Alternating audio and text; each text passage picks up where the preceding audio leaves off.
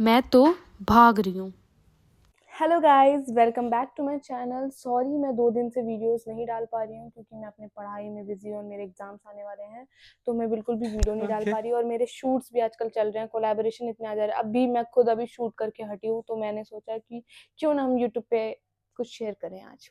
तो ये वीडियो मेरी थोड़ी सी अलग होगी क्योंकि मैं आज अपनी स्टोरी बताना चाह रही हूँ आप लोगों को कि हाँ, एज अ कंटेंट क्रिएटर मेरे साथ क्या क्या हुआ है। तो मैं चाहती हूँ कि थोड़ा आप लोग सपोर्ट करो इस चीज़ में। तो मैं बताना चाहती हूँ आप लोगों को कि मैं कोलैबोरेशन के लिए बहुत जगह से ट्राई कर रही हूँ। मैंने ऐप डाउनलोड किया है, वहाँ से मतलब कंटेंट क्रिएटर्स को फिल फॉर्म को फिल करना होता है और ब्रांड्स के पास वो अप्रोच जाती है हमारी तरफ से। फिर वो हमारे इंस्टाग्राम को बिल्कुल एनालाइज़ करते हैं कि हाँ, ये हमारे कैंपेन के लिए कैपेबल है कि नहीं। तो जो भी है, तो मेरे पास एक बंदे का अप्रोच आता है कि hello ma'am, I like your vibe, I like your post and reel, can we collab? तो मैं सोचती हूँ कि चलो ठीक है, मेरी स्टार्टिंग है अभी, तो मुझे अभी किसी भी ऐसे ब्रांड को या फिर किसी को भी मना नहीं करना चाहिए, मुझे हर चीज़ ट्राई करना चाहिए। तो मैंने उसको बोल दिया हाँ ठीक है, okay, I am interested, thank you for giving this opportunity and this and that, ठीक है। तो उसने पूछा कि मैम आप ये पेड है, तो आप कितना चार्ज लोगे? तो मैंने कहा पेड है तो बढ़िया है भाई, मेरे लिए तो अच्छी बात है कि इतनी जल्दी मुझे पेड कोलैबोरेशन मिल रहे हैं अभी स्टार्टिंग में ही। तो मैंने अपना रेट उनको बता दी कि हाँ भैया, मैं पर रील इतना लेती हूँ। तो उन्होंने कहा ये रील नहीं होगा, ये कमर्शियल वीडियो तो थोड़ी लॉन्ग हो सकती है। तो मैंने फिर उनको थोड़ा ज़्यादा बता दी चार्ज। तो उन्होंने कहा ठीक है, आप मुझे नंबर शेयर करो, व्हाट्सएप नंबर, फिर हम वहाँ पे बात करते कॉल पे। तो मैंने उनको नंबर शेयर किया, फिर हमारा व्हाट्सएप पे हाय हेलो जो भी होता है। फिर उन्होंने मुझे रात में कॉल किया कि हेलो श्रुति, मेरा नाम ये है, वो है, मैं यहाँ से ये हूँ, मैं ये काम करता हूँ, मेरा बैकग्राउंड ये है, अपना सब बताने लगा कि ताकि मतलब वो चाह रहा था कि हाँ, ताकि हम ओपन अप हो जाए तो हमें अनकंफर्टेबल फील ना हो सामने मिलने पे। तो वो ऐसा वैसा माहौल बना रहा था। ठीक है भाई, इतना तक ठीक है। उसने रात में कॉल वॉल किया, फिर मैंने बात की थोड़ी देर, फिर उसने कहा कि ठीक है, मैं आपको ना कल आराम से कॉल करता हूँ। मैं जिस कैफ़े में आपको शूट करना है, उस कैफ़े के जो मैनेजर हैं उनसे बात करके आपको फिर कॉल करता हूँ। मैंने कहा ठीक है। सुबह उठी, 9 बजे या 10 बजे इसका कॉल आ गया। मतलब जब मैं खाना खाने जा रही हूँ उसका कॉल आ गया, तो मैं भी हूँ थोड़ी अच्छी-सी, खाना अपना साइड रख के मैं कॉल पे बात मतलब कॉल उठा लिया मैंने। फिर मैंने कॉल उठाया, मुझे थोड़ी पता था कि भई इतनी लंबी बात चलेगी। 1 घंटे तक बात हुई हमारी, 1 घंटे तक। वो बंदा मुझे कॉल उठाते ही कहता है, गुड मॉर्निंग श्रुति, मैं आपसे ये बात करना चाहता हूँ कि आप जो वीडियो हम बनाने का सोच रहे हैं, वो आप अगर आप मेरी जगह होगी तो आप कैसा वीडियो बनाना चाहोगी? मैंने कहा भैया ये मेरा काम थोड़ी है। मेरा काम तो बस ये है ना कि हाँ, मुझे वीडियो में आना है, मुझे अपना 100% देना है, जो मैं जिसमें मैं बेस्ट हूँ। मैं आपका काम मैं कैसे कर सकती हूँ? मैं कैसे सोचूँ? तो कह रहा है मैं चाहता हूँ, मैं जानना चाहता हूँ कि जिस लड़की को मैं शूट करना चाहता हूँ, उसका पर्सपेक्टिव क्या है वीडियो को लेके। तो मैं तो बिल्कुल ब्लैंक हो गई कि मैं बोलूँ क्या? तो फिर मैं थोड़ी देर चुप रही, फिर मैंने कहा प्लीज़ मुझे थोड़ा टाइम दे दोगे? कह रहे नहीं, मुझे अभी जानना है। सोचो, सोचो, थोड़ा सोचो आप, कितना क्या से कहाँ तक सोच सकते हो, सोचो। भई मैंने जहाँ तक सोचा मैंने ये सोचा। उसने बोला कि आप अगर लड़की ऐसी हो, आप वीडियो में आ रही हो, तो आप अपने आप को कैसा दिखाना चाहोगी वीडियो में? दिल्ली में। मैंने कहा दिल्ली बोला है? तो मैंने कहा उनको कि दिल्ली के जो फ़ेमस-फ़ेमस चीज़ें हैं, जैसे शॉपिंग एरिया है, खाना है, मेट्रो है, जो जान है दिल्ली की, वो दिखा देंगे वीडियो में। जैसे मैंने उनको सारा आइडिया दिया, पूरा अच्छे से डिटेल में, कि मैं जैसे मेरी हवा में बाल उड़ रहे हैं और मैं स रोड के साइड पे खड़ी हूँ, हाथ में बुक है, मेरी एस्थेटिक वाला वाइब बिल्कुल। और गाड़ी मेरे कार एक क्रॉस करती है सामने से, तो फिर मुझे दिखाओगे आप कैमरे में, फिर मैं रोड क्रॉस करूँगी, फिर मेट्रो में मैं बैठी हूँ, आप मेट्रो में बैठा हुआ दिखाओगे। सब बोल दिया मैंने। उसके बाद मैंने अपना 100% दिया भाई, जहाँ तक मेरा दिमाग जा सकता था। उसके बाद वो बंदा कहता है कि मज़ा नहीं आया, थोड़ा और आइडिया लाओ, थोड़ा और अच्छा आइडिया लाओ, मुझे पता है आप आगे तक सोच सकती हो। मैंने कहा आपके दिमाग में आइडिया है? कह रहे बहुत सारा है, आप पूछोगी ना तो मैं बताते-बताते थक जाऊँगी। मैंने कहा आप ही बता दो भैया। तो कहता है कि नहीं, मुझे आपसे जानना है। मैं ऐसे थी कि भाई कॉल काट दे प्लीज़, मुझे थोड़ा टाइम दे दे, या तो मैं चैट जीपीटी कर लूँ या तो मैं बहन से पूछ लूँ अपनी। तो उस बंदे ने कॉल नहीं काटा, वो बात करने लगा। फिर धीरे-धीरे वो अपनी कहानी बताने लगा कि मैंने आज तक मेरी तो जो सुबह-शाम होती है वो लड़कियों के बीच में ही जाती है। मैं शूट करता हूँ तो मतलब लड़कियाँ ही लड़कियाँ होती हैं मेरे शूट्स में, तो फिर मुझसे क्या ही बोलना, पता नहीं कहाँ से ये बात आ गई। फिर वो बंदा कहता कि मैं यहाँ से हूँ, पता है हमारा बैकग्राउंड मैच करता है, हम सेम जगह से हैं। अच्छा मेरे पापा ये हैं, मेरी मम्मी है। ठीक है, मैंने कहा ठीक है भाई, बात कर रहा है, ठीक है। बंदा अपनी तरफ से कोशिश कर रहा है कि हाँ, हम अनकंफर्टेबल फ़ील ना करें बात करने में कभी सामने अगर हम आते हैं तो। ठीक है, ठीक है। 1 घंटा बीत गया, तब भी ठीक है। मैं सुन रही हूँ तब भी बात उसकी। उसके बाद उसने अपनी कुछ मिस्टीरियस सी कहानी सुनाई थी, बहुत अलग सी कहानी थी, वो सुन के तो मुझे भी अच्छा लगा था क्योंकि कहानी अच्छी थी उसकी। अब पता नहीं वो सच थी कि नहीं थी। तो मैं सुन रही हूँ, वो पूरी कहानी बताया जा रहा है कि मेरे साथ पता है ऐसा हुआ था, एक लड़की मुझे मिली थी, वो ब्लैक मैजिक टाइप में आप भरोसा कर, मतलब जो भी कहानी है मैं पूरी क्यों बताऊँ यहाँ पे भाई, पर्सनल ना। तो फिर उसके बाद क्या होता है कि पूरी कहानी उसने शेयर कर दी। फिर उसके बाद वो कहता है कि अच्छा ठीक है, मैं आपको ना थोड़ी देर बाद मतलब शाम में कॉल करता हूँ। अभी मैं जिस कैफ़े में आपको शूट करवाना है ना, उसके मैनेजर से मिलने जा रहा हूँ। आप ही के लिए बात करनी है। मैंने कहा चलो ठीक है, जाओ बात करो भाई।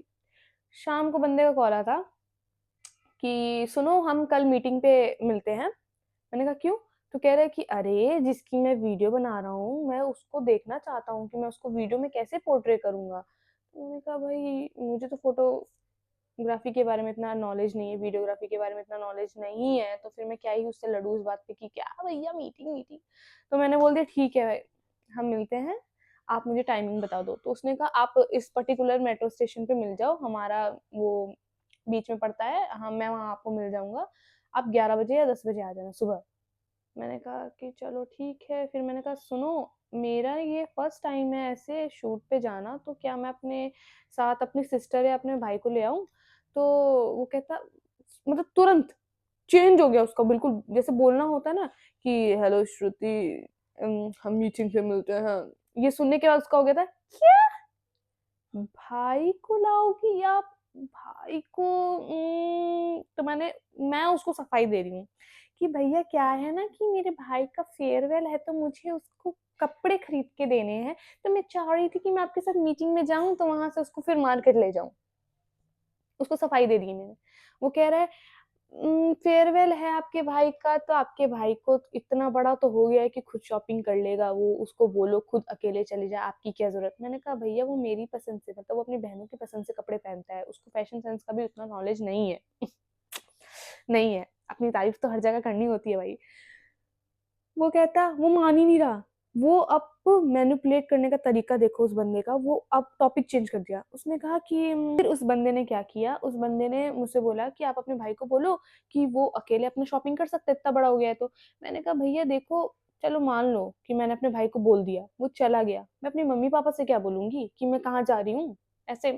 मैं तो सारी बात, अब देखो कंटेंट क्रिएशन शुरू किया है और पापा मम्मी तुम्हें फॉलो करते हैं, तो मेरा मानना ये है, मैं तो अपनी सब चीज शेयर करती हूँ ताकि कोई अगला बंदा आके उनको ये ना बोले कि देखो आपकी बेटी क्या-क्या बना रही है। तो मैं सारा शेयर करती हूँ अपने पापा-मम्मी से कि देखो मैं ये बनाने जा रही हूँ, या फिर ये है, ये सही है कि नहीं है, आप मुझे एडवाइस दो प्लीज़। तो वो मेरी हेल्प करते हैं। तो मैंने उसको बोला कि मैं तो बिना बताए नहीं जाऊँगी, तो मैं कैसे आऊँ? तो वो कहता कि बताना ही क्यों है? बता क्यों रहे हो? आप ऐसे ही आ जाओ। मैंने कहा भाई बंदा है क्या तू मेरा? मतलब मैं छुपा के मिलने आ रही हूँ एक मीटिंग के लिए, वो भी कमर्शियल शूट के लिए, और वो मैं बिना बताए छुपा के आऊँ। क्यों? मैंने कोई पाप किया है? तो मैंने कहा भैया मैं तो नहीं, मैं तो सारी बातें शेयर करती हूँ, मैं ऐसे नहीं कर सकती, मैं नहीं आऊँगी बिना बताए। तो कहता कि मैनिपुलेट करने लगा कि देखो आप अगर कभी शूट करते हो, रील बनाते हो, तो क्या ऐसी कभी कुछ-कुछ रील्स होती हैं, आप अपने पेरेंट्स के सामने नहीं बना सकते हो।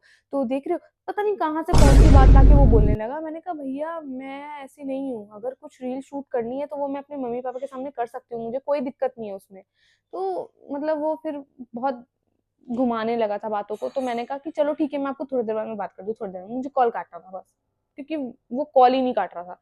तो फिर उसके बाद क्या होता है कि थोड़ी देर बाद मैंने अपने भाई को बताया कि तुझे पता है तेरे को जहाँ लेके जाने वाली थी, उस बंदे ने क्या बोला, उसने बोला कि भाई को मत ला, ऐसे-ऐसे बातें सारी बताई। तो मेरा भाई सुनते ही हँस हँस के कह रहा, बहन तू मत जा, वो लड़का सही नहीं है, वो तुझे कोई मीटिंग-वीटिंग के लिए नहीं बुला रहा, उसको सिर्फ़ थोड़ा टाइम स्पेंड करना है, ये वो।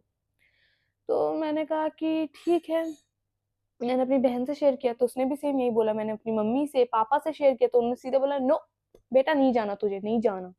और मेरे अंदर से भी ऐसी फीलिंग आ रही थी कि मुझे नहीं जाना चाहिए। मैंने उसको कॉल किया, मैंने कहा, मैंने उसको एक और थोड़ा चांस दिया भाई कि सुनो भैया, अगर ऐसा हो सकता है कि आप 11 बजे बुला रहे हो, तो मीटिंग कब खत्म होगी कि मैं अपने भाई को ले आऊँ साथ में? मतलब पीछे से उसको बुला लूँ, जब मीटिंग खत्म होगी उस टाइम पे उसको बुला लूँ, तब मैं वहाँ से चली जाऊँगी। तो कहता कि ठीक है आप 5 बजे के बाद बुलाओ। 5 बजे? 11 से 5 इतनी देर में कौन-सी इतनी बड़ी मीटिंग? मैं कोई अंबानी की मीटिंग में बैठी हूँ, इतने बड़े मोदी जी की मीटिंग में बैठी हूँ कि इतनी टाइम लगेगा? कमर्शियल शूट है भाई, मुश्किल से 20-30 मिनट में तुम समझा दोगे ना वीडियो, इतना थोड़ी है, डेट पे थोड़ी जा रहे हैं भाई। तो मैं ऐसे थी कि क्या? तो उन्होंने कहा हाँ, इतना टाइम तो लगेगा हमको। तो मैंने कहा ठीक है थोड़ी देर बाद में बताती हूँ। मुझसे तो बोला नहीं जाता किसी से कॉल पे कि सामने से भी या कॉल पे कि नहीं मैं नहीं आ सकती। भाई पता नहीं क्यों मुझे भगवान ने ये एबिलिटी दी है कि मैं किसी को मना नहीं कर सकती। तो फिर मैंने मैसेज किया उसको कि देखो मेरे पेरेंट्स मना कर रहे हैं, मैं नहीं आ सकती अकेले। तो उस बंदे का 2 मिनट में मैसेज आता है, ठीक है फिर रहने दो। क्या सोच के उसने मुझे मैसेज किया था कोलैबोरेशन के लिए? क्या वो बंदा मुझे डेट पे लेके जाना चाहता था? क्या? उसके बाद ना उसका एक मैसेज आया, ना उसका कोई कोई भी अपडेट कि शूट कर रहे हैं अभी भी या नहीं, कुछ भी नहीं। वो बंदा फुर्र हो गया, गायब, बिल्कुल गायब। तो मैं आप लोग से बस ये कहानी शेयर करने का यही मोटिव था मेरा कि किसी के भी जाल में मत फंसो भाई। ये सब ट्रैप होता है। लड़कियां स्पेशली जो कंटेंट क्रिएशन शुरू कर रही हैं, और जो भी ब्रांड आप एक और बात, जो भी ब्रांड आपके पास आती है और वो बोलती है कि हम आपको ये प्रोडक्ट देना चाहते हैं, प्लीज आप कोलैबोरेशन करो, उससे पहले आपको शिपिंग चार्ज देनी पड़ेगी या फिर कुछ अमाउंट पे करना पड़ेगा एडवांस में। तो बिल्कुल भी मत करना ऐसा। कोई भी ब्रांड नहीं है जो पहले पेमेंट कराए या आपसे पेमेंट कराए। आपको पेमेंट करने की जरूरत ही नहीं है। वो आपको प्रोडक्ट दे रहे हैं, आपको रील बना के देनी है, ये बेटर हो गया। ये आपको प्रोडक्ट दे रहे हैं और पैसे भी दे रहे हैं, आपको रील बना के देनी है, पेड हो गया। आपको कुछ ऐसी चीजों में नहीं फंसना है। तो मैं तो भाई अब डर डर के रहती हूँ। मेरे को ट्रस्ट इशू इतने हो गए हैं कि मैं सोच नहीं पाती हूँ कि क्या रिप्लाई करूँ, कैसे हैंडल करूँ। तो यही है मेरी ये कहानी। अगर आप लोग को ये बहुत पसंद आई सुनने में, अच्छा लगा आपको, तो आप लोग मुझे कमेंट करो। मैं और भी कहानी है मेरे पास, बहुत सारे कांड हुए मेरे साथ, तो मैं आप लोगों से शेयर करने में बिल्कुल पीछे नहीं हटूंगी। मैं सब बताऊंगी आप लोगों को कि क्या है क्या नहीं हुआ मेरे साथ। सो गाइज ऐसे ही बने रहने के लिए मेरे चैनल पे सब्सक्राइब करें मुझे, और ऐसे ही मेरे साथ बने रहें। बाय।